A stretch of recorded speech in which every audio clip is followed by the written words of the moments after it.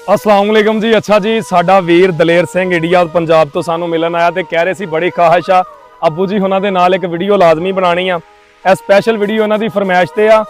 कहंदा कि दुनिया पैसे पिछे भजदी रब दी जात परदे कजदी, कि दुनिया पैसे पिछे भजदी रब दी जात परदे कजदी, बुढ़े बारे अल्लाह अल्लाह करिए इश्क मुहब्बत जवानां नूं सजदी, ते दुध तो ज्यादा ताकतवर हुंदी पहले डंग दी बौली मझ दी।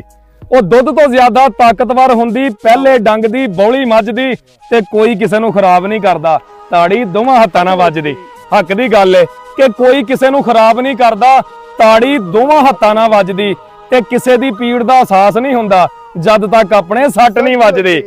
ਕਿਸੇ ਦੀ ਪੀੜ ਦਾ ਅਹਿਸਾਸ ਨਹੀਂ ਹੁੰਦਾ ਜਦ ਤੱਕ ਆਪਣੇ ਸੱਟ ਨਹੀਂ ਵੱਜਦੀ, ਤੇ ਜਿੰਨੀ ਮਰਜ਼ੀ ਦੌਲਤ ਇਕੱਠੀ ਕਰ ਲੈ ਫਿਰ ਵੀ ਕਦੇ ਨੀਅਤ ਨਹੀਂ ਰੱਜਦੀ, ਫਿਰ ਵੀ ਕਦੇ ਨੀਅਤ ਨਹੀਂ ਰੱਜਦੀ।